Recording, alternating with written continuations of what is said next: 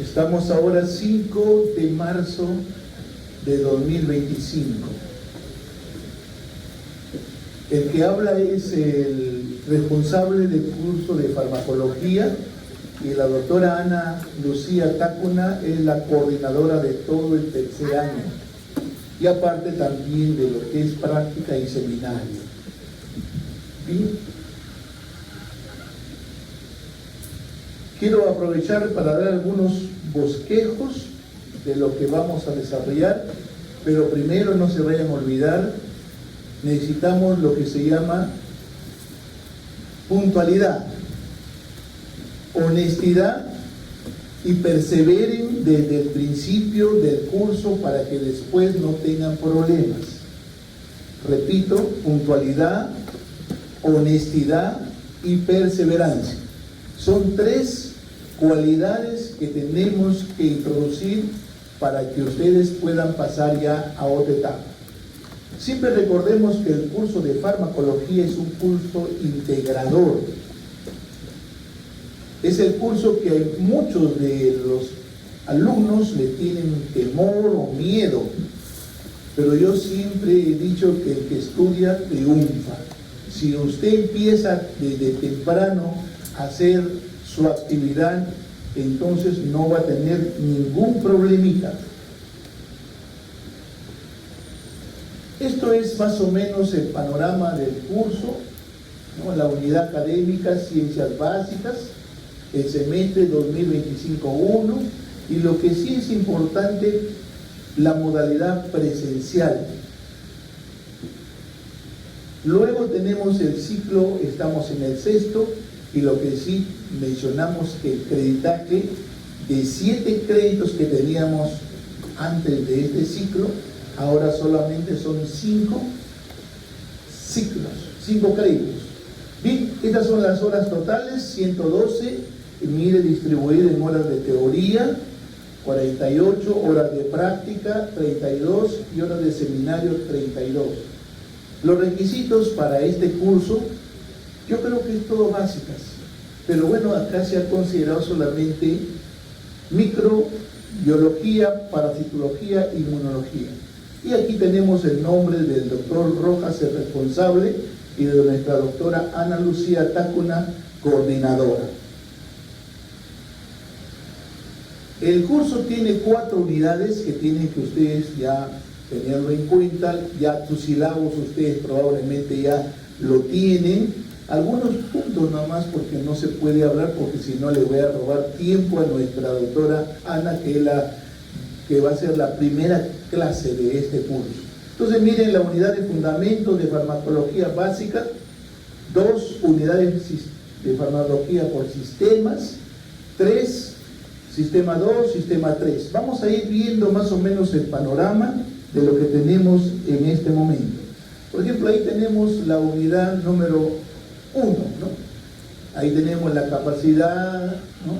Tenemos ahí, por ejemplo, de reconozca, ¿no?, los fundamentos de la farmacocinética, farmacodinamia, identifica los factores, etcétera, etcétera. Eso ya lo leen ustedes en sus sílabos, para no estar ampliando y tomando. Entonces ahí tenemos la primera clase y la segunda clase, lo vamos a realizar básicamente la doctora Ana Tacuna, lo hace la primera clase y la segunda, y luego la tercera y la cuarta le hace el doctor Rojas. Pero todas estas clases tienen práctica farmacocinética y seminario.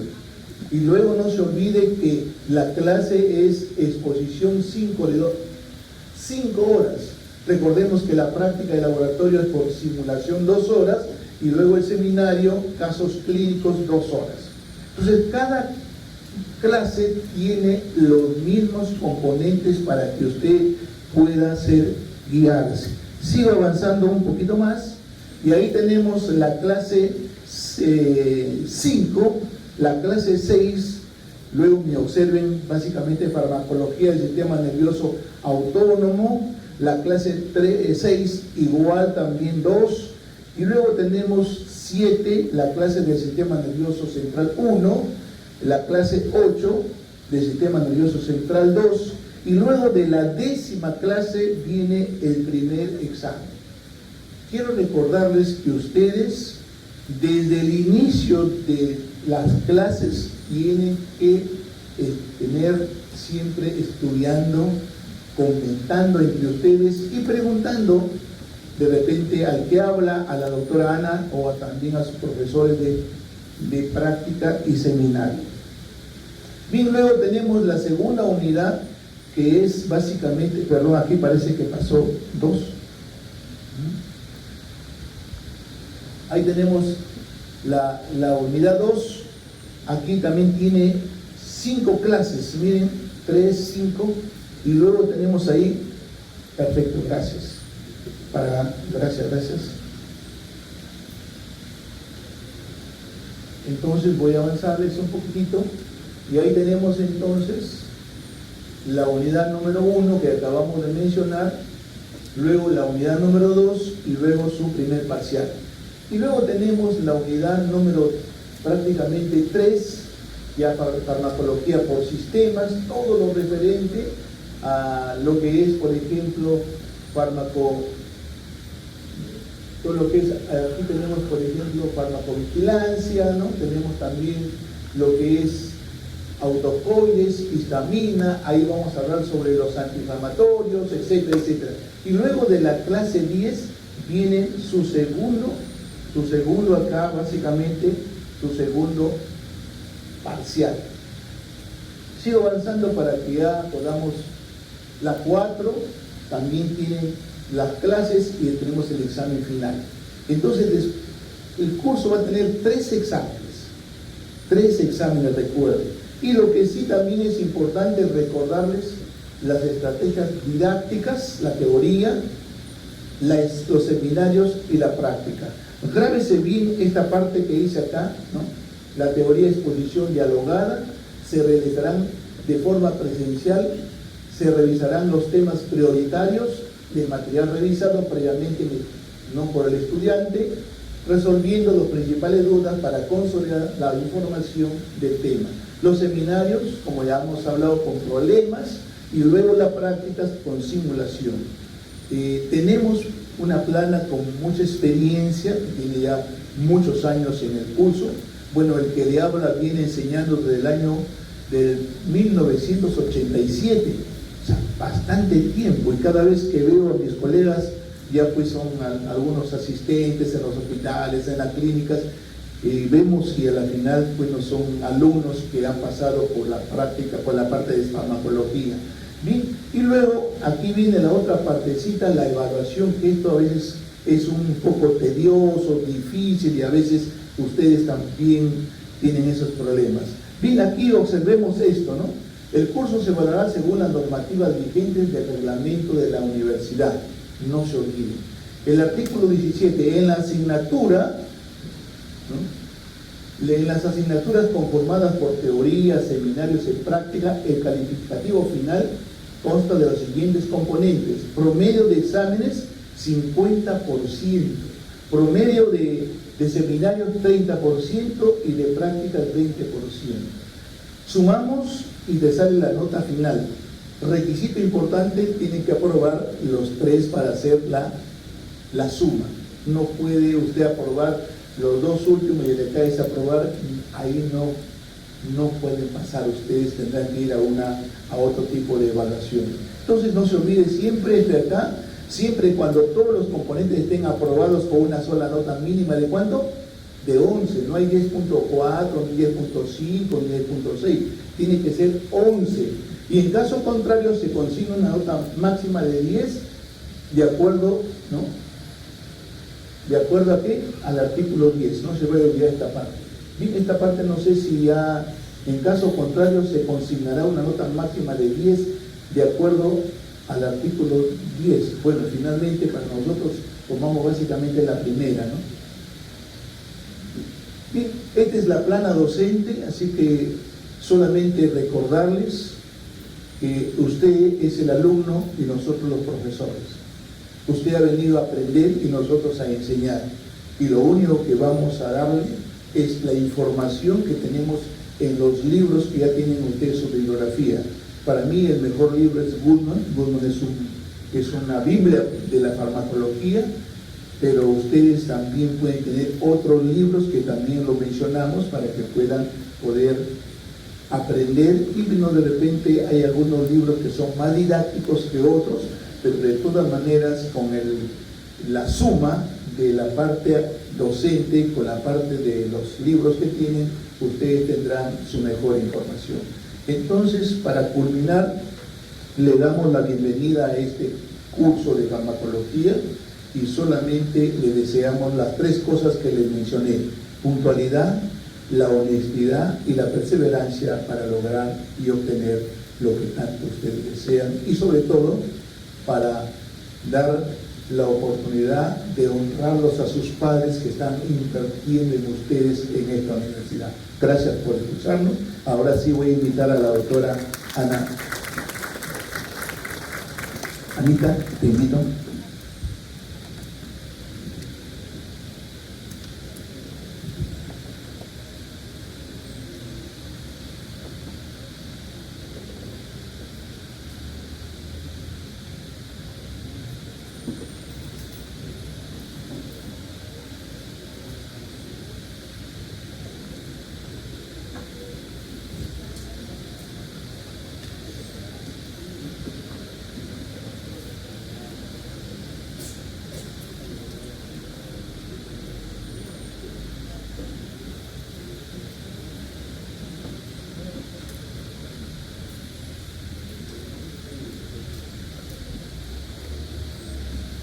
Ya, buenos días con todos.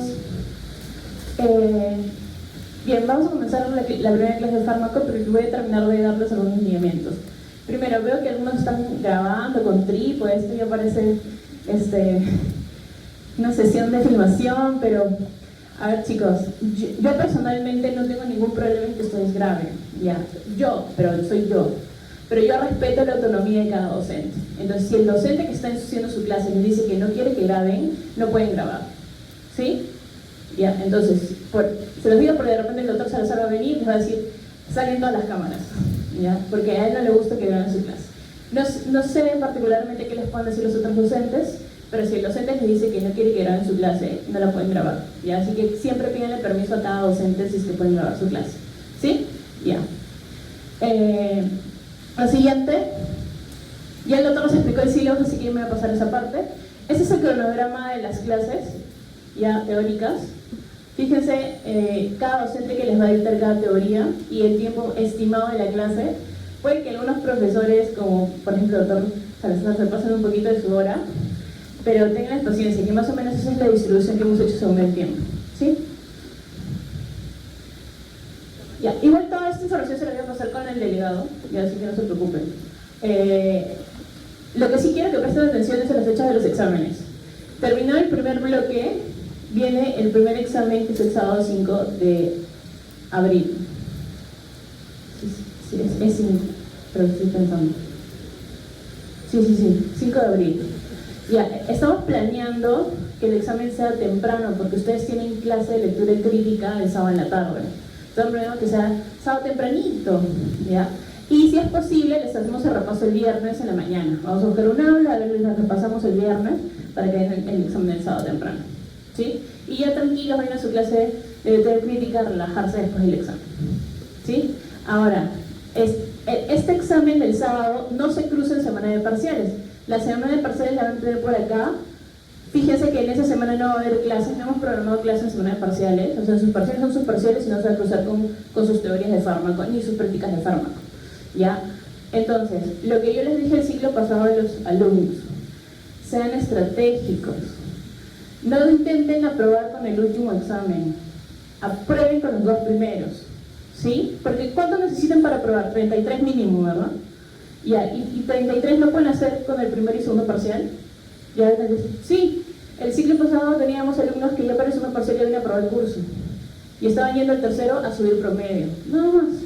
Entonces, hagan eso, chicos. Aprueben con el primer y segundo parcial. ¿Por qué? Porque son 2 parciales que no les van a tener cruzados con otros exámenes. Los van a dar solitos. Ya, esa es la ventaja que les está dando fármaco. Entonces, aprovechen esa ventaja. ¿Sí? por favor háganlo, porque ¿qué pasó? Yo les advierto un montón y después llegan, como pasó, el delegado del ciclo pasado me dice, ¿por qué ha sacado menos nota de la que suele sacar en el final? Es que pasó lo que usted nos dijo, doctora, en el último ya no rendimos tan bien, porque se nos cursa con todos los demás cursos.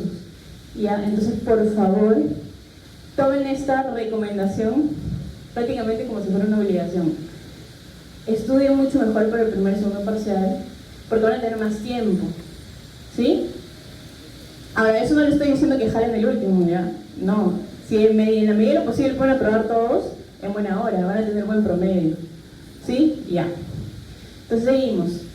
La distribución de práctica y seminario, estos son los temas de práctica, estos son los temas de seminario. ¿Cuáles son los cambios con el ciclo pasado? Hemos cambiado la práctica de asma bronquial y farmacología respiratoria para práctica, y aquí en seminario se agregaba el último como tuberculosis, porque cuando les dejamos hacer la parte de caso clínico para la utilización de fármacos parece que no lo hicieron tan bien, entonces le queremos ahorrar ya ese problema de la elaboración del trabajo. Ya bueno, agregamos el seminario de tuberculosis y estamos volviendo a antirretrovirales y antivirales. ¿Por qué? Porque la última semana de teoría, si ustedes lo han visto, es antiparasitarios y antimicóticos. Esto ya no lo vamos a tocar en práctica y seminario, porque solamente va a ser la última clase de teoría que van a hacer en esa misma semana, ¿ya?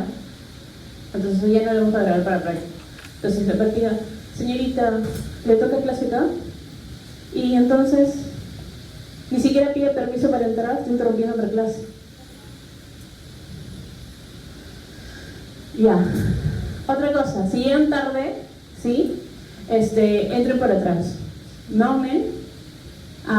Ya. O si van a salir, salgan por atrás, por favor. ¿Sí? ¿Por qué? Porque me distraen y me interrumpen. La señorita entra y me distrae, abriendo la puerta, cerrando la puerta. ¿Sí? Ya. Ya. Sí, si llegan tarde, entran por atrás. Y si el doctor dice que ya no pueden entrar, ya no pueden entrar. ¿Ya? Ya, entonces esos son los cambios básicos. Hay farmacovigilancia, que lo hacemos por acá, lo hemos adelantado para ordenar un poquito mejor los temas, pero ya, es la misma práctica, no va a haber mayor cambio en eso. La de la evaluación, el doctor ya se los mencionó, así que yo no voy a insistir, y ustedes ya saben, así que lo voy a adelantar. Esto sí me interesa, la bibliografía. Les hemos puesto ya no solamente los libros, sino les hemos puesto links para que puedan acceder a los libros, ¿sí? Los directivos nos dijeron que en una reunión entre todas las unidades, aulas virtuales, les dijo cuál era el nivel de revisión, de utilización de la biblioteca en el Clinical Gay Student y el Clinical Gay, ¿no? Y el curso que más lo utiliza es fármaco.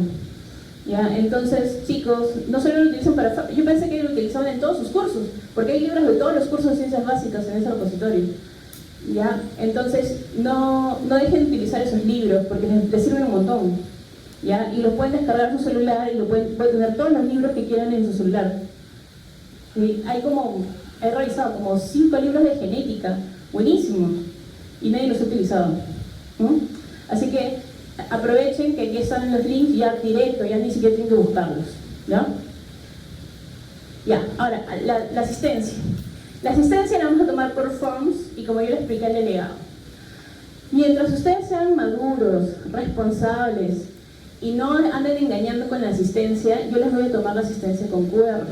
Pero si comienzo a detectar que en el salón hay 10 alumnos y en la asistencia hay 200, bueno, son 170, y hay 170, obviamente voy a comenzar a tomar la asistencia manual. ¿Y quieren que comience a tomar la asistencia manual?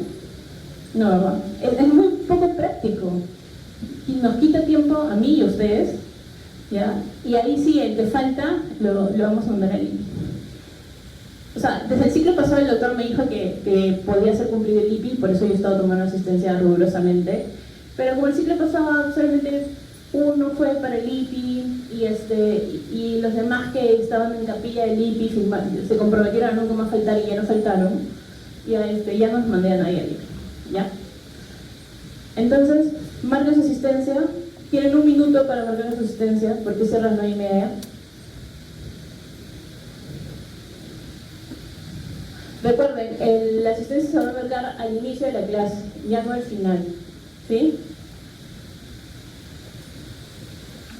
Ya, entonces ya todos marcaron, ¿le falta alguien marcar? Chicos, les vamos a dar un minuto nada más para marcar. Así que todos cuando digan marcar asistencia, todos con sus celulares en la mano para marcar. ¿Ya?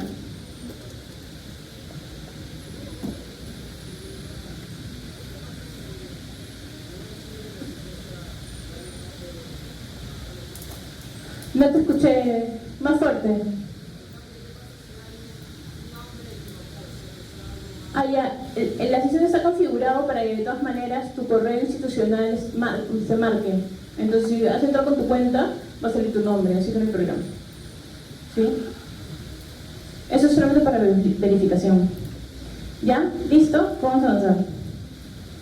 Bien, ahora sigamos con la clase. Bien. Esta clase es la clase inicial de fármaco. El doctor me deja darla a mí, pero después van a tener, la próxima clase van a tener clase con el doctor, ¿ya? Y quiero que aprovechen las clases del doctor, porque el doctor Rojas fue mi profesor, como les mencionó él, nos ha enseñado a todos sus profesores, ya que hemos estudiado acá, el doctor Rojas nos ha enseñado a todos, y el doctor Castañeda también. Con el doctor Castañeda fundaron la cátedra de farmacología acá. Entonces tienen ese privilegio de todavía tener a los profesores que les enseñaron a sus profesores. Entonces aprovechen eso. Eso no lo tienen en todos los cursos. ¿Sí? Ya. Entonces comencemos con fármaco. La farmacología se va a dividir en dos ciencias: farmacocinética y farmacodinámica. Que es muy sencillo de interpretar como que farmacocinética es lo que el cuerpo le hace al fármaco y farmacodinámica lo que el fármaco le hace al cuerpo. ¿Sí? ¿Y cómo es esto? Farmacocinética es lo que el fármaco le hace al cuerpo desde que ingresa hasta que sale. Y si queremos complementarlo más, desde que ingresa, ¿por dónde? Y ahí me van a decir, depende, doctora. ¿De qué depende? De la vía de administración. Muy bien, chicos, ¿ves? Me gusta que hayan venido ya preparados para la clase. ¿De qué depende? De la vía de administración. Entonces, si le hemos dado por la vía oral, ¿cuál sería su vía de ingreso? A boca. ¿Y por dónde va a viajar? Por todo el tracto gastrointestinal hasta que llegue al estómago intestino y de ahí pase a la... ¿Cómo? Al hígado todavía no. Estamos en estómago todavía, no te adelantes tanto. Estómago intestino, ¿a dónde tiene que ir? A la circulación sistémica. Todo ese paso desde el sitio de administración hasta la circulación sistémica se llama la primera fase de la farmacocinética, que es absorción. ¿Sí? Muy bien. Cuando ya está en sangre, y la sangre es nuestro principal órgano de la distribución, ¿ya? ¿Por qué ya está? Aquí en la naranja. En la naranja está más cómodo. Estoy pensando en tu comodidad. Ya, entonces, cuando el fármaco llega a la sangre es nuestro principal órgano en la distribución. Esa es la segunda fase de la farmacocinética, la distribución. El fármaco tiene que distribuirse ¿por dónde? Por todo el organismo. Si damos una vía sistémica, va a llegar a todo el organismo. Entonces, ¿cómo es esa magia de que yo le doy una pastilla a un paciente para el dolor de muela, ¿sí? Y de repente le dice, pero lo tomo por la boca porque está heladito y ya me va a calmar el dolor? No. Te va a calmar el dolor cuando llega a sangre y se distribuya hacia la zona periférica y hacia el sistema nervioso central. Ahí te va a calmar el dolor. ¿Sí? Hacia las vías neurológicas. Ya. Entonces, se distribuyó. Pero el fármaco, ¿qué es? ¿Es parte del cuerpo o es algo externo? Externo. Es un xenobiótico. No es otra forma de decirlo el fármaco. Droga, fármaco, xenobiótico. Entonces, como es un xenobiótico, el cuerpo va a querer almacenarlo, lo va a querer botar. ¿Y cómo es que lo bota? La fase es eliminación. Pero la eliminación está compuesta por dos cosas. Por la biotransformación o metabolismo, ¿no? Que es la otra fase de la farmacocinética, y la excreción. Y la excreción se puede dar, así como el ingreso es por muchas vías, la excreción también se puede dar por muchas vías, ¿verdad? ¿Y cuáles serían esas vías? La más frecuente, renal. ¿Ya? Otra, fecal, biliar fecal. ¿Ya? Y otra, la que es más famosa, chicos. ¿Cómo? Respiratorio, muy bien, respiratorio. La inhalatoria. ¿No? Aquí el doctor es anestesiólogo, entonces la inhalatoria la usa mucho. Pero la gente joven también usa mucho la inhalatoria, porque la inhalatoria es por donde se elimina el alcohol etílico. ¿Sí? Entonces parte del alcohol se elimina por orina y el otro por la respiración. Por eso es que cuando las hacen los test etílicos, ¿qué les dicen? Soplen. ¿Y qué están midiendo? La concentración expirada de alcohol, que estás eliminando alcohol en la respiración, en la expiración. ¿Sí? Ya. Entonces, eso es farmacocinética, chicos, así de sencillo. ¿Sí? O sea, farmacocinética es fácil. Es la clase más fácil que van a llevar. Ya. Pero todos esos procesos van a tener pequeños detallitos y es ahí donde nos vamos a centrar en la clase. ¿Sí? Y eso ya lo vimos. Vamos a agregarle un proceso que no es parte de la farmacocinética, pero que algunos lo cuentan. No, porque cuando hablamos de farmacocinética hablamos de ADME. Cuando hablamos de farmacocinética hablamos del ADME, pero algunos cuentan a la liberación como un proceso más. Sin embargo, la farmacocinética es ADME nada más. Liberación va a depender mucho de una formulación farmacéutica, es un criterio farmacéutico, que nos ayuda mucho en la práctica médica, sí. ¿A qué nos ha ayudado? A que, por ejemplo, haya mejor adherencia al tratamiento, ¿sí? Porque normalmente cuando damos un medicamento tenemos que redosificar dependiendo de algo llamado tiempo de vida media. Entonces yo tengo que redosificar, le doy una tableta o no. Pero cuando yo tengo tabletas de liberación prolongada o tabletas de liberación sostenida, yo ya no necesito redosificar. ¿Por qué? Porque el fármaco, la formulación hace eso solo, para mantener las concentraciones del fármaco en sangre. Entonces, esas formulaciones de liberación prolongada o sostenida, lo que van a hacer es que yo le pueda dar la tableta una sola vez al paciente y ya no tengan que dársela 3 veces al día o 4 veces al día. Entonces, ¿qué creen que es más fácil, más práctico para un paciente? ¿Tomar la tableta una vez al día o tomársela 4 veces al día? Sí, porque se olvidan, ¿no? Y eso es normal, si todos nos olvidamos las cosas. ¿Sí? Entonces, es mucho mejor para lo llamado adherencia al tratamiento estos tipos de formulaciones y eso nos ayuda a la parte farmacéutica. ¿Sí? ¿Eso va a influir en su farmacodinámica? No, porque tiene que ver con la parte inicial. ¿Sí? Igual va a llegar el receptor, igual va a ser el efecto, ¿no? Mientras se mantengan las concentraciones plasmáticas va a haber efecto. ¿Sí? Ya. Entonces avanzamos. Vamos a hablar de la absorción. En la absorción va a depender de diferentes factores. Lo primero que han visto, ustedes han mencionado, es la vía de administración. Y la vía de administración va a depender mucho de la superficie de absorción. O sea, si yo estoy colocando un fármaco de la vía tópica, va a ayudar en la piel. La piel tiene una superficie de absorción muy amplia, pero no cualquier fármaco va a absorberse. Si es un fármaco muy hidrofílico, no se va a absorber tan bien. ¿Por qué? ¿Qué es la piel?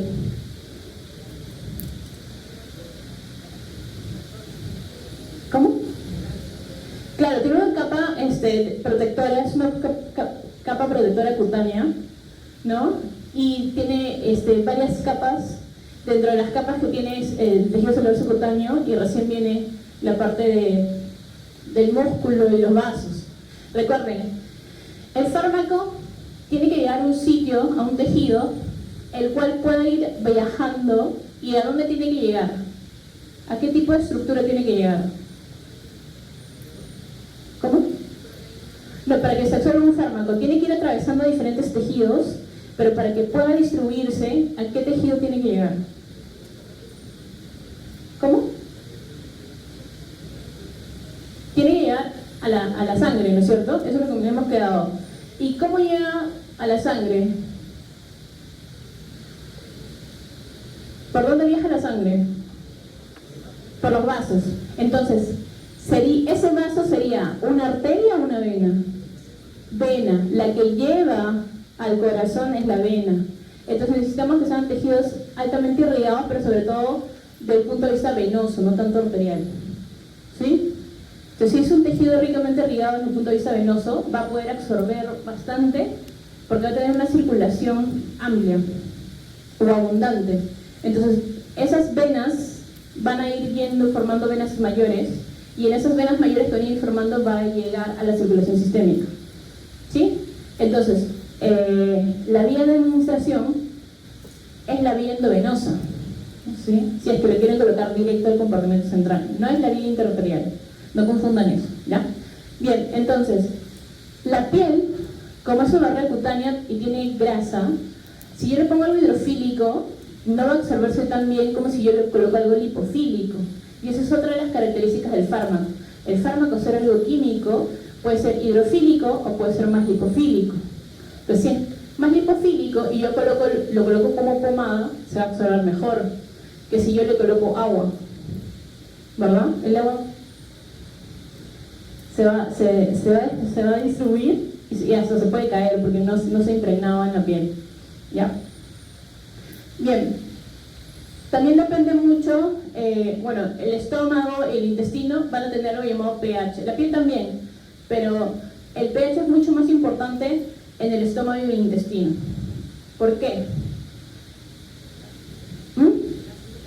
Ajá, el ácido, pero ¿por qué es importante el pH para absorber fármacos?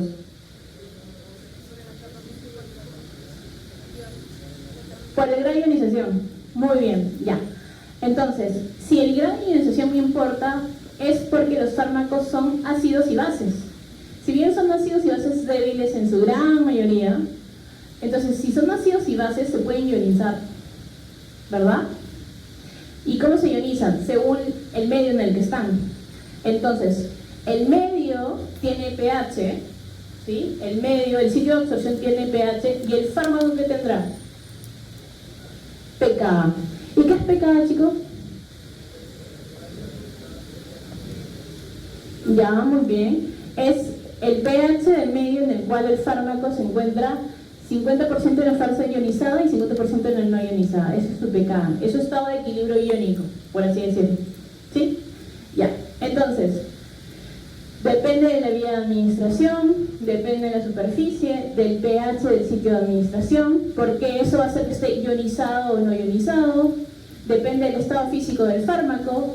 ¿Es lo mismo tomar una tableta que un jarabe? No, ¿por qué? ¿Cómo? No es que esté liberado, está más disuelto. Y al estar más disuelto, en una forma más soluble, ya, se va a poder absorber mejor. Se absorbe mucho mejor cuanto más pequeñas sean las partículas que lo forman. Entonces, en una solución acuosa, en un jarabe, en una suspensión, se absorbe mucho mejor, mucho más rápido. ¿Por qué? Porque cuando ustedes lo dan en estado sólido en la tableta, Anthony, una, a la segunda, a los dos, los traigo con los sillitos naranjas acá. ¿Ya? ¿Sabes que lo voy a hacer, no? ¿Ya? Entonces, si está en una tableta, en un producto sólido, y si encima es una tableta que está con cubierta, se va a demorar mucho más en absorberse. Entonces, para hacer una fármaco de liberación rápida, no debería tener cubierta, por ejemplo. O tiene que estar en una formulación que pueda disolverse muy bien al pH de la boca, por ejemplo. Porque sí hay la liberación rápida. ¿Sí?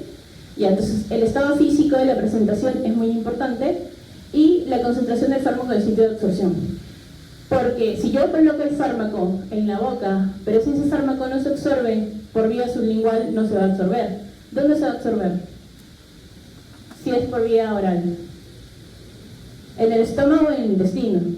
Entonces, si el vaciamiento gástrico está lento, ¿sí?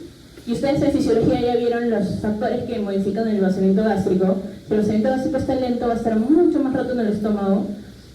Si se absorbe en el estómago, genial. Pero si se absorbe en el intestino, no es tan genial, ¿no? Porque va a demorar mucho más en absorberse. ¿Sí? Ya. Entonces, ¿qué debemos repasar para poder entender esto? Transporte en membrana. ¿Por qué? Porque si yo coloco el fármaco, ese fármaco va a tener que atravesar capas de un tejido hasta que llega ¿a dónde? Al vaso sanguíneo, al capilar, a la vénula, a la vena, para poder absorberse. Entonces, y bueno, no voy explayarme en eso porque esto ya lo he visto en fisiología celular, así que voy a avanzar nomás. Pero transporte de membrana. Entonces, ¿qué características tienen los fármacos? Su solubilidad, pueden ser más hidrosolubles o más liposolubles.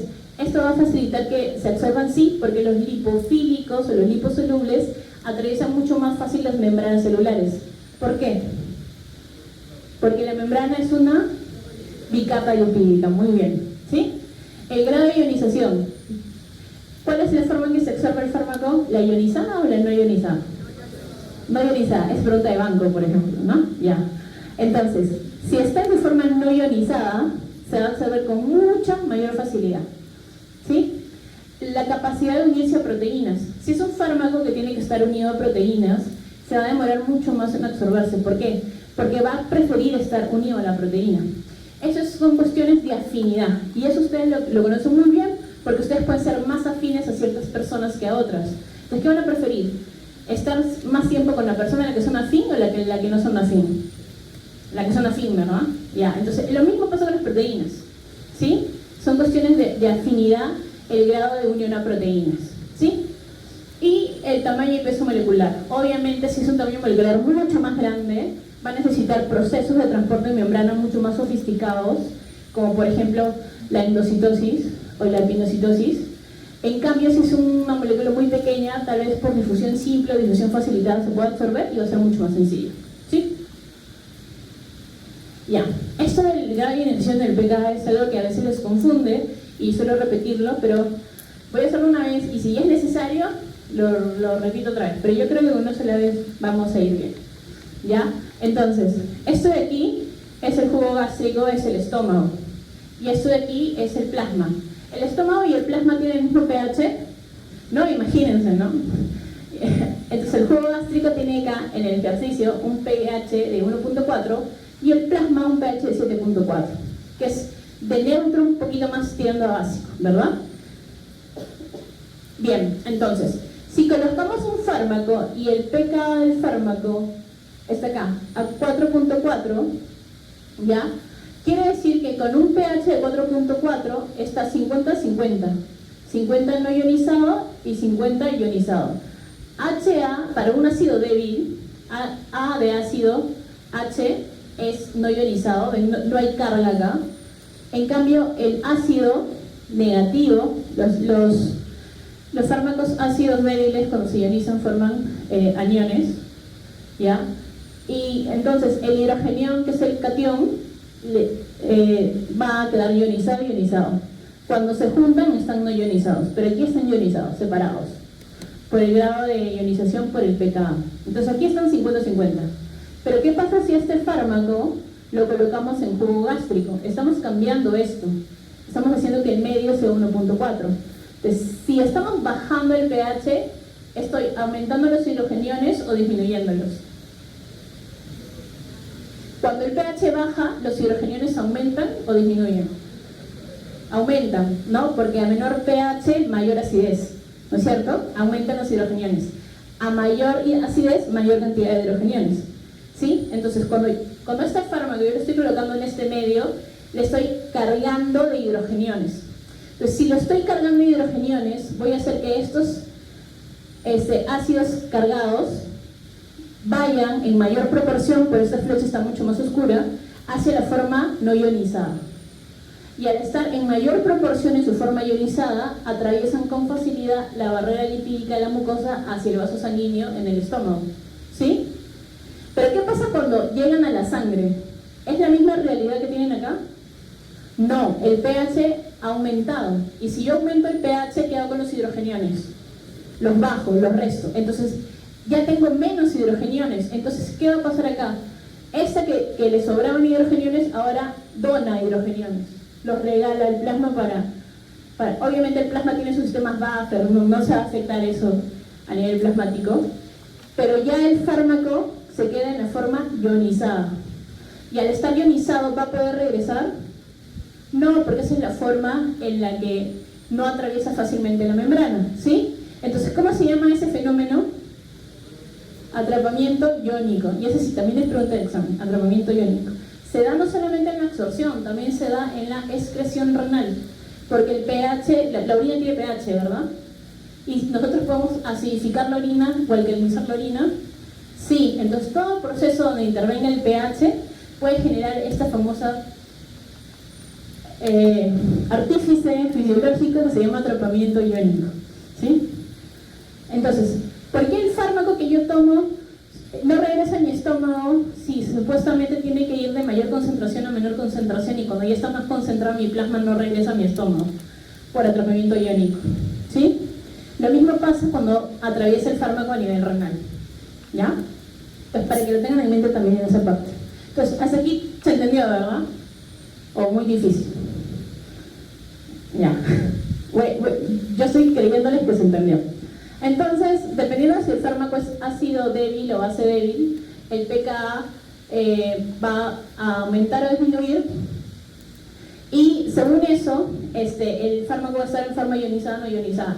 Para términos prácticos, los ácidos débiles se ionizan en aniones y las bases débiles en cationes.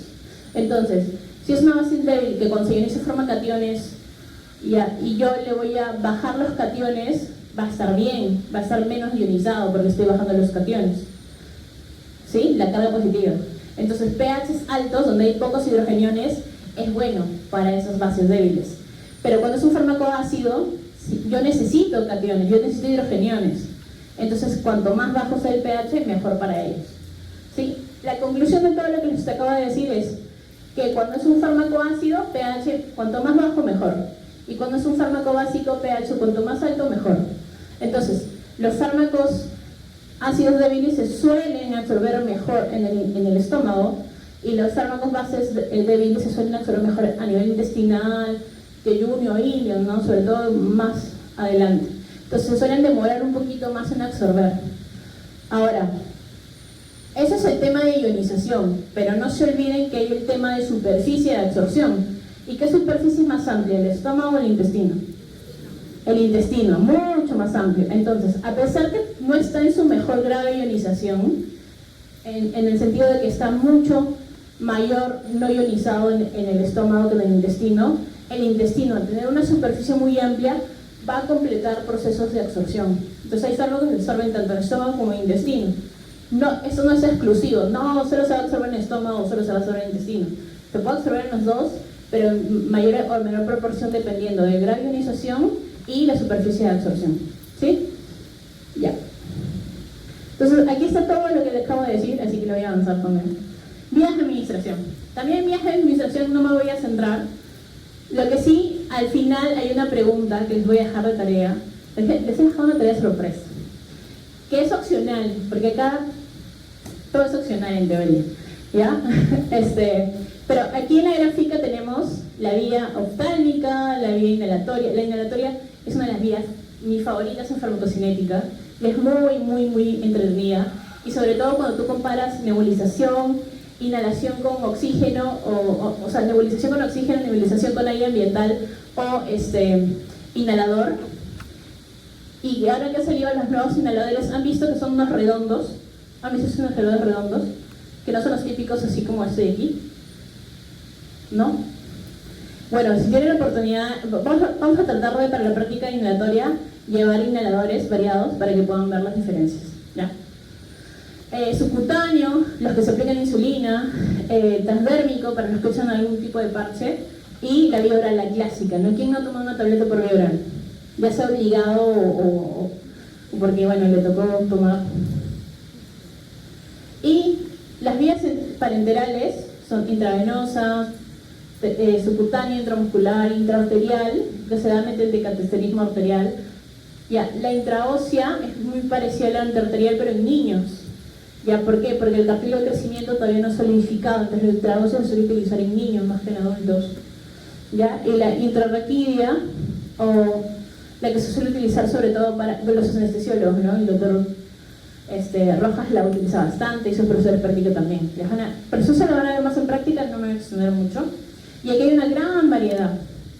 Cada vez se amplía más diferentes vías de administración para diferentes propósitos. Algunos son vías tópicas, solamente para un uso local, y otros son para vías sistémicas, ¿sí? Y esa es la diferenciación que tienen que hacer ya que lo van a revisar para práctica Por eso no me voy a extender mucho en esto.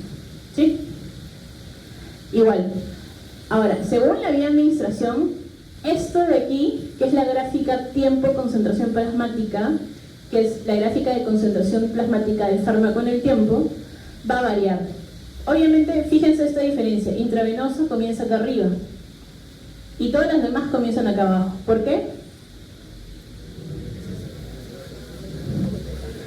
Levanten la mano y todos quieren contestar. Contesten, nomás chicos, vamos, participen. Ya, pero he escuchado. Entonces, porque si el fármaco llega directamente al compartimento central, intravenosa no tiene absorción. Si no tiene la fase de absorción, está colgando directo al compartimento central. Entonces, ¿qué es lo único que le queda? Distribuirse. ¿Sí? Y por eso de arriba siempre va a bajar, nunca va a ir más arriba, a no ser que le coloques otra dosis endovenosa. ¿Sí? Bien, en cambio, como las otras sí se absorben y luego se distribuyen y se eliminan. ¿Ven? ¿Y cuál va a ser el tiempo? Depende de la vía. Hay vías más rápidas que otras, también eso lo van a analizar en práctica. Ya, esta es la vía inhalatoria, está aquí, repásenlo, pero seguro lo vamos a tocar en práctica en la clase de fármacos inhalatorios, porque como les digo, es mi parte favorita de farmacocinética. ¿Ya? Esta tabla, que es del Goodman, de la última versión. Para esto, el autor les mencionó que nuestro libro base es el Goodman, por eso, si bien no lo tenemos en el Clinical que ya estudien, se los hemos dejado en el aula virtual, el Goodman completito. Sí, medio pirateado ahí, lo siento, pero si no, por la universidad no lo tenemos, entonces al menos hemos tratado de conseguírselos para que lo tengan, ¿ya?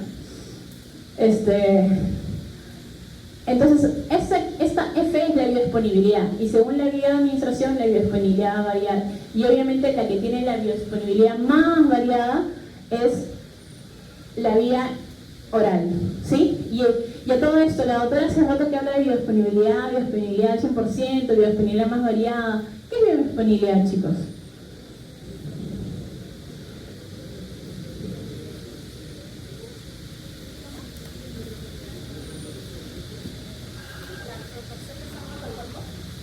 ¿Sí? La proporción de fármaco del cuerpo.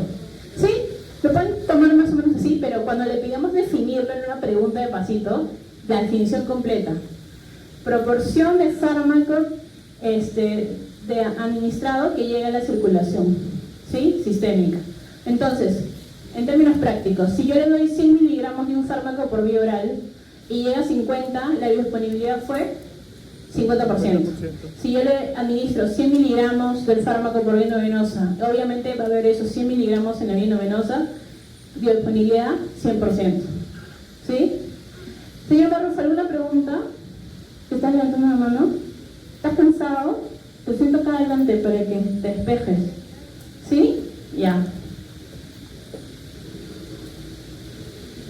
Entonces, las diversas formulaciones van a hacer que un fármaco se absorba mucho más rápido o más lento a pesar de utilizar la misma vía de administración. ¿Sí? No necesariamente por ser la misma vía de administración, dos fármacos se van a absorber a la misma velocidad, porque cada fármaco es independiente.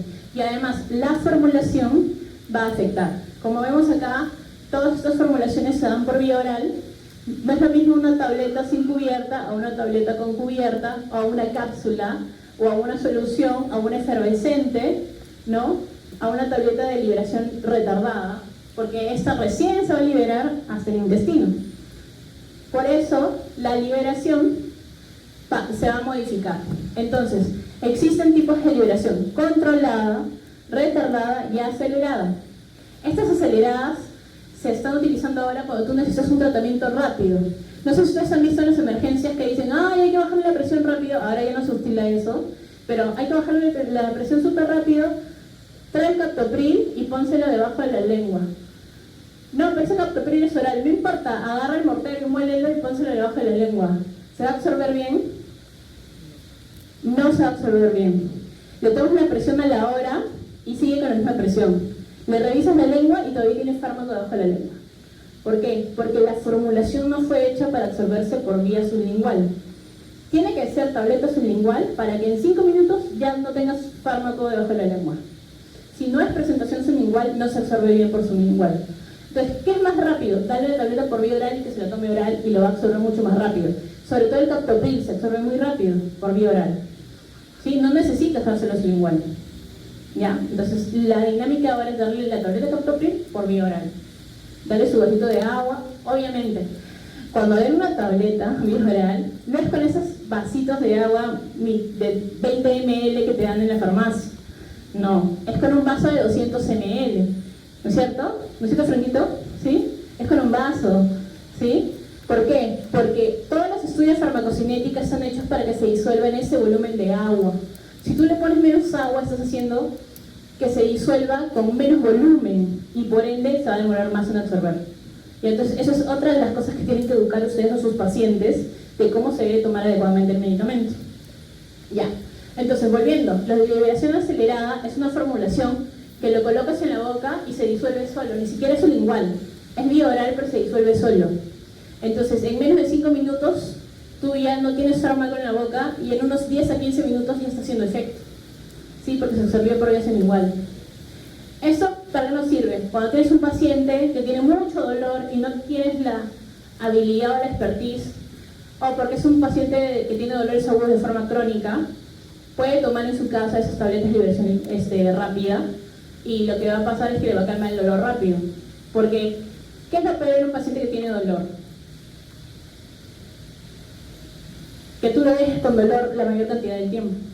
Entonces, cuando tienes un paciente que tiene dolor, lo que quiere es que le alivies el dolor. No quiere que le soluciones la enfermedad, quiere que le alivies el dolor. ¿Sí? Y una de las claves es no dejar con dolor a tu paciente. Nunca. Bueno, en algunos casos en apendicitis, incluso en apendicitis ahora, una vez que tú ya tienes el diagnóstico, no le dejas con dolor, le tratas el dolor igual. Pobrecito, eso duele mucho. Ya. Luego, la liberación retardada es como lo que teníamos acá. ¿Ya? Que se va a liberar, pero mucho más adelante en el tracto gastrointestinal. ¿Por qué? Porque necesita que se absorba en el ilio y no necesita que se absorba en el duodeno o en el estómago, ¿no?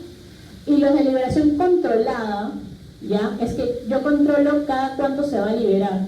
Por eso puede ser sostenida o prolongada. Sostenida me hace concentraciones muy constantes en las gráficas de concentración plasmática. Y prolongada es que hay una liberación y que hace que nunca baje mucho. O sea, cada cierto tiempo se va liberando y liberando. Es prolongado. Sí, hay diferentes gráficas de eso. Eso tampoco lo debemos extender. Ya saben que si ustedes alteran el vaciamiento gástrico, ya sea acelerándolo, por ejemplo, caminando después de comer, o ya sea lenteciéndolo con comidas o bebidas azucaradas, van a hacer que el fármaco o sea, alterar el vaciamiento gástrico puede hacer que se altere la absorción del fármaco. No a magnitudes estratosféricas, pero sí, sobre todo en fármacos que tienen ventanas terapéuticas estrechas, sí pueden modificar su efecto terapéutico. Y esto es algo muy importante para su vida, no tanto para la clase, para su vida. Hay fármacos que necesitan ese pH ácido, y cuando tú le das alimento, ¿qué haces con el pH? ¿Lo vuelves más ácido o lo vuelves más alcalino? Más alcalino. ¿Por qué? Porque el alimento disminuye el pH. Lo aumenta, ¿ya? Entonces, hay fármacos que necesitan esa acidez, y si necesitas esa acidez, ¿lo tienes que comer con alimentos? ¿Tienes que tomar el fármaco con alimentos? No, ¿verdad? Entonces, esos son los fármacos que deben tomar en ayunas. Ah, doctora, entonces, ¿sí hay fármacos que tengo que tomar con mi estómago vacío? Sí. ¿Y mi gastritis, doctora? No todos los fármacos producen gastritis, chicos. Algunos producen gastritis, otros no. No todos son gastrolesivos. Los AINES son gastrolesivos. Pero hay antibióticos que no son gastrolesivos y no necesitas tomarlo con alimentos. Por ejemplo, aquí está la levotirosina. Aquí está. Levotirosina, ¿sí? Se toma en ayunas. Porque si no, no se absorbe bien la levotiroxina. Los que tienen familiar o los que son pacientes hipotiroideos deben tomar toda su levotirosina todas las mañanas, ¿verdad? En ayunas. Entonces, ¿cómo que no hay fármacos que toman en ayunas? Sí hay. Y ya después, cuando vean la clase de farmacología y disociativa con el doctor Rausch, van a ver que eso ya es incluso un criterio farmacodinámico para que el fármaco funcione bien, entre farmacocinético y farmacodinámico, el tomar el fármaco en ayunas y luego comer, ¿ya? Bien, tengan en cuenta eso. No todos los fármacos se toman con alimentos. Ya. Entramos a metabolismo enterohepático. Voy a avanzar el metabolismo una parte de metabolismo y de ahí les doy un break, ¿ya? Pero 5 minutos nomás porque tengo poco tiempo, ¿ya? Metabolismo. Habíamos hablado de la biodisponibilidad y que hay factores que van a alterar la biodisponibilidad. ¿Por qué? Porque el principal órgano del metabolismo es el hígado, muy bien. Entonces, como el principal órgano es el hígado, y yo me acuerdo de mi anatomía, sé que hay venas que van a ir al nivel intestinal a formar la vena porta. Y a nivel de la porta se van a meter al hígado, antes de que llegue a la circulación sistémica. Porque, ¿cómo va el fármaco? Por las venas, tiene que llegar a la cava superior y a la cava inferior, y una vez que llegan las cavas, entra al corazón. Y del corazón, cuando sale por las arterias, ahí recién se está distribuyendo. Mientras está en la vena, todavía no se ha distribuido. ¿Sí? Tiene que llegar al corazón, que bombee sangre arterial, y ahí se va a todos los lados. ¿Sí? A todo tu cuerpo. Bien, entonces, si el fármaco va por la vena, y por ahí se mete la vena porta, no está yendo al corazón, está yendo al hígado primero. Y si va al hígado primero, ¿qué puede pasar? Se puede metabolizar, porque el hígado es el principal órgano metabolizador. Entonces, ese metabolismo que se da en la fase de absorción, de meterse al hígado por la vena porta, antes de haberse sido bombeado por el corazón y distribuirse, se llama metabolismo de primer paso o metabolismo presistémico, porque es antes de la fase sistémica, ¿ya? Entonces, o metabolismo enterhepático también. Entonces, si parte del fármaco va a ir por la vena porta a metabolizarse en el hígado y recién ahí va a ir la circulación sistémica, eso es metabolismo de primer paso, efecto de primer paso, metabolismo enteropático, metabolismo presistémico, como le quieran decir. Pero ¿qué pasa? Ese fármaco que ha sido metabolizado ya no se cuenta en el fármaco total, porque cuando se metaboliza generalmente se inactiva, generalmente, porque hay otras veces en las que el fármaco se va a activar. ¿Cuándo se va a activar? Cuando es un profármaco, ¿sí? Pero en el caso de la mayoría de fármacos, lo usual, lo más normal, es que des el fármaco de forma activa y cuando vaya al hígado se metaboliza. Generalmente cuando se metaboliza, se inactiva o disminuye su potencia, el metabolito es menos potente que el principio activo. Por ende, ya no vamos a tener tanto efecto. ¿Podemos alterar el metabolismo de primer paso? Sí, hay formas de alterarlo. ¿Cómo? Con inhibición enzimática. Y ese es otro proceso metabólico que vamos a ver más adelante. Pero ya deben conocer, porque en bioquímica han visto enzimas, ¿no? Y en enzimas ven inducción y inhibición enzimática. Bien, en la distribución, dependiendo de los tejidos, puede haber una fase inicial, una segunda fase y hasta una tercera fase. Pero más que las fases, quiero que recuerden que los órganos a los que va a llegar más rápido el fármaco son los órganos que mayor irrigación tengan de manera natural, que son corazón, porque llega primero el corazón, ¿qué más? Cerebro, hígado y riñones. Incluso cuando un paciente está chocado, el cuerpo siempre predomina en la circulación a esos órganos, ¿sí? Porque es lo que necesitan más nutrientes, siempre. Entonces, la redistribución de sangre también puede afectar la distribución del fármaco. Por ejemplo, cuando ustedes comen, ¿a dónde hay una mayor redistribución de flujo? Al intestino, ¿sí? Cuando ustedes comen, no sienten calor, mientras están comiendo y terminan de comer no sienten más calor, es porque hay una redistribución de flujo hacia el intestino, hacia la zona visceral. Y en la zona visceral es más caliente y luego vuelve a la parte periférica y lleva calor, ¿sí? ¿Por qué hay una redistribución de flujo a nivel enteral? Porque estás comiendo, te estás agregando nutrientes y necesitas absorberlos. Por eso hay una distribución de flujo. Es fisiología, chicos, estoy en oficio. Ya. Entonces, vamos, cuando hacen ejercicio, ¿hay distribución de flujo? También al corazón, pulmones y hacia los músculos, porque los músculos son los que están reclamando la mayor cantidad de oxígeno y nutrientes, ATP, glucosa, ¿no? Utilizan su glucógeno y su glucosa. Entonces, cuando hacen ejercicio o cuando comen alimentos o cuando hacen diferentes tipos de actividades que generan una redistribución de flujo, eso también puede alterar la distribución del flujo sanguíneo y por ende la distribución del fármaco, ¿sí? Ya. Obviamente en condiciones basales, cuando tú tomas tu pastilla y te vas a dormir, ¿ya? Va a ir mucho más lento músculo, vísceras, piel y grasa, pero eso es en condiciones normales. Ahora, existen otros factores, sobre todo que tienen que ver con el depósito y la unión a proteínas. ¿Por qué? Porque hay ciertos fármacos que son muy afines a tejidos como el hueso y como la grasa. O sea, los que son muy lipófilos se van a almacenar en la grasa. Entonces, pacientes que tienen mucho tejido graso, ¿no?, obesos, pueden tener fármacos lipofílicos que se almacenan mucho en la grasa. Y de repente ahí, eso pasa bastante con la vitamina D. La vitamina D es una vitamina lipofílica, ¿sí? ¿Y qué pasa en ciertos pacientes diabéticos? La vitamina D está baja y dicen, qué raro, pero cuando luego lo hacen hacer ejercicio, comienzan a aumentar su nivel de vitamina D. Y es que están quemando grasa y están liberando la vitamina D y la grasa almacenada. Generalmente se les dice tomen suplementos de vitamina D, pero en realidad no es nada más que parte de esa vitamina se ha ido a almacenar la grasa y ya no está en circulación, ¿sí? Entonces, lo mismo puede pasar con un fármaco. Como pasa con el tiopental, ¿no? El tiopental, que es muy lipofílico, se va a la grasa y de repente luego se libera y depresión respiratoria y nadie sabe por qué, ¿ya? Entonces, hay que tener cuidado con eso, dar fármacos que tengan mucha afinidad por ciertos tejidos. Ahora, lo de la unión a proteínas generalmente es un proceso reversible y la mayor proteína plasmática, la más abundante que lleva fármacos, es la albúmina. Pero no es la única, también tenemos la glucoproteína ácida alfa 1 y las globulinas.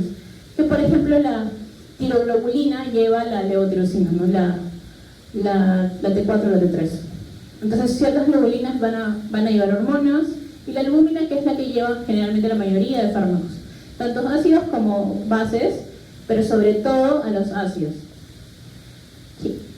Los enlaces suelen ser reversibles porque si no es reversible, el fármaco no se va a soltar de esa proteína y ya no hay otro fármaco que pueda volver a utilizarlo. Entonces necesitamos que sea reversible. ¿Qué pasa si es irreversible? Como con los órganos fosforados, los enlaces. Ahí sí vamos a tener problemas, porque con un órgano fosforado generalmente tiene afinidad a la acetilcolinesterasa, hay un síndrome colinérgico justamente por un exceso de acetilcolina, ¿no? Y ustedes ya han visto en fisiología y ahora van a ver en farmacología la importancia de la acetilcolina en la función nerviosa, ¿no? Del autónomo sobre todo. ¿Ya? Este proceso de unión a proteínas tiene dos características fundamentales, que es saturable y no lineal. ¿Por qué saturable? Porque es una proteína y no tenemos infinitas proteínas, tenemos proteínas hasta cierta cantidad, ¿sí? Y esas proteínas hasta cierta cantidad es como que yo tenga un aula como esta y yo tengo cierta capacidad. Por más que quiera no puedo meter 500 alumnos acá, como han querido este sitio, no puedo, ¿no? Porque esta capacidad es de 350. No puedo meter más de 350 alumnos acá, ¿sí? Lo mismo pasa con las proteínas, tienen cierta capacidad. Si yo la supero, simplemente no se va a poder transportar esa proteína, va a quedar libre. Entonces, hay patologías con las cuales mis proteínas plasmáticas bajan, hay procesos patológicos, bueno, todavía no han llevado patología, ¿no? Pero, ¿saben qué es la nutrición? ¿Saben qué es la nutrición? Bajan todos tus nutrientes, ¿verdad? Y dentro de tus nutrientes están tus proteínas, sobre todo tus proteínas. Entonces, si mis proteínas generalmente están reducidas, las plasmáticas también van a estar reducidas. Y si tengo menos proteínas plasmáticas, voy a tener más fármaco libre, porque tengo menos proteína para transportar el fármaco. Y el fármaco que está libre va a buscar dónde unirse. Y generalmente dónde se une al receptor a hacer un efecto. Entonces, en pacientes que tienen desnutrición por algún tipo o disminución de proteínas plasmáticas, ciertos fármacos pueden generar efectos mayores, ¿sí? Porque hay más fármaco libre. Porque el fármaco libre es el que va a interaccionar con su receptor. Entonces, las proteínas se saturan. Yo no le puedo dar un exceso de fármaco porque sé que va a unirse a una proteína. Y este es un proceso no lineal. ¿Qué quiere decir? Que no es constante en el tiempo, que va a depender de la cantidad de proteínas y de la cantidad de fármaco. Por eso la relación de una proteína es un porcentaje, no es algo constante en el tiempo. ¿Sí? Por eso es un proceso no lineal. Bien, y en la parte de distribución hay que tener cuidado ciertos lugares en los que el fármaco no va a ir tan fácilmente, ¿sí? Uno de ellos es la barrera hematoencefálica. El cerebro tiene cierta protección para que no cualquier sustancia ingrese, y dentro de esas no cualquier sustancia, los xenobióticos, que son fármacos. Entonces, no todos los fármacos pueden atravesar la barrera hematoencefálica y por ende hay fármacos que no tienen efectos a nivel del sistema nervioso central. A nivel del sistema nervioso periférico sí, pero del central no tienen efecto. ¿Y eso por qué? Porque existe lo llamado barrera hematoencefálica, que sí funge acciones como una verdadera barrera. No cualquier cosa pasa. Y algunas cosas que pasan tienen sus policías de migraciones llamados bombas de flujo, como la glucoproteína P. Esa glucoproteína P es una proteína que está a nivel de la membrana que funge de bomba de flujo. ¿Y qué es una bomba de flujo?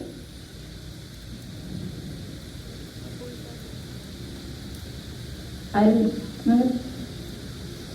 bomba de flujo. A ver. Creo que era la glucoproteína que se relacionaba con la loperamida y o sea, el tratamiento era que la bomba de flujo retiraba el fármaco, por lo que se debía aumentar la concentración para que se pueda hacer efecto. No te escuché la última parte, pero, o sea, se retira el fármaco, ¿no es cierto? Se retira el fármaco. Nuevamente, es el policía de migraciones. Cuando alguien ve que alguien que no debe haber pasado la frontera lo detectan, el policía lo saca, ¿verdad? La frontera. Y eso es una bomba de flujo. Algo que entra lo va a sacar, ¿sí? Y al sacarlo ya no va a poder tener efecto en el sistema nervioso central porque lo ha sacado la bomba de flujo. La glucoproteína P es una de las más importantes en todo el cuerpo, pero lamentablemente ciertos tumores pueden expresar esta proteína haciendo de que se vuelvan resistentes a ciertos fármacos, no solamente antibióticos en general para las bacterias, sino también se hacen resistentes a quimioterápicos. Entonces hay tumores que crean esa glucoproteína, la expresan en su membrana y el quimioterápico ingresa y la bomba lo saca. Y no hay forma de tratar con quimioterápicos al menos ese tipo de tumores. ¿Ya? Entonces la barrera va a ser una verdadera barrera, uno, porque no tiene estos capilares fenestrados, que es lo normal en el cuerpo, que los capilares estén fenestrados. La barrera hematoencefálica no lo tiene. Ahora, en lo que es fijación ística, habíamos dicho, se puede fijar en la grasa, se puede fijar en el hueso, en el tejido óseo. Y en el hueso está la tetraciclina. La tetraciclina es un antibiótico que es muy bueno, sobre todo para patógenos atípicos, pero lamentablemente al meterse el hueso forma cristales con los osteoclastos. Entonces, comienza a generar deformaciones, o si es en niños, malformaciones. ¿Sí?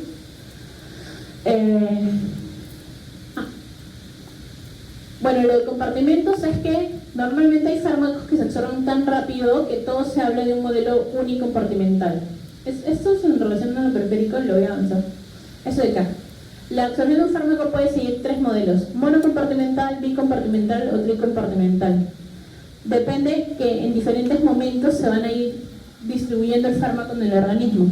Generalmente se comporta, la mayoría, como monocompartimental porque se distribuye tan rápido, se absorbe tan rápido que se distribuye al mismo tiempo a todos los tejidos. Pero hay otros fármacos que demoran mucho más por el tamaño molecular, que van a hacerlo en 2 tiempos o hasta en 3 tiempos. Depende de qué, de las zonas más externas. Entonces, al compartimento profundo es donde vas a demorar más en llegar el fármaco. Entonces, si ustedes quieren tratar una lesión micocótica que está en la uña de su dedo meñique, ¿ya? Imagínense cuánto demora hasta que llegue ahí. Por eso los tratamientos para las uñas a nivel sistémico son de semanas y meses. Demora bastante, porque necesitas llegar a ciertas concentraciones. Por eso mejor eso se maneja de forma tópica. Pero si necesitan tratamiento sistémico va a demorar. Y esa es una gráfica de lo que es administrar tipo monocompartimental, bicompartimental y tricompartimental. Ya. Eso ya les expliqué de la barrera. Ya. El ejemplo clásico es la loperamida, como mencionó su compañero, en el cual la glucoproteína P saca la loperamida del sistema nervioso y por lo cual, a pesar de que la loperamida es un opioide y los opioides tienen efectos centrales, la loperamida no los tiene. Hay un momento en el cual la barrera va a poder dejar pasar a diversos fármacos, no solamente a microorganismos. ¿Y cuándo es? Cuando se inflaman las meninges. Y eso empieza en la meningitis. Entonces, cuando tienen meningitis causadas por meningococo, ¿ya? Se puede tratar con ciertos antibióticos que usualmente no se trataría debido a que la barrera hematoencefálica deja pasar esos antibióticos. Y si no es posible de que atraviesen bien, se da por vía intratecal. También por ahí se puede dar tratamiento.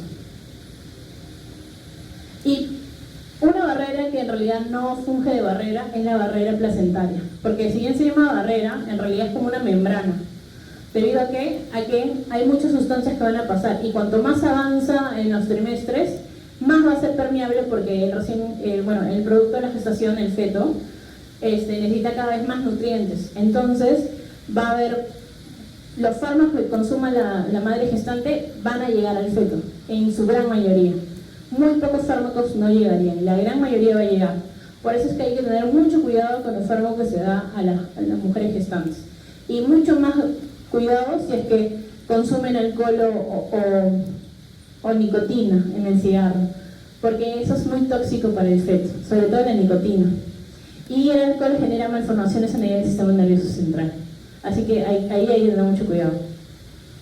Bien, y aquí el break, ¿ya? 5 minutos, chicos.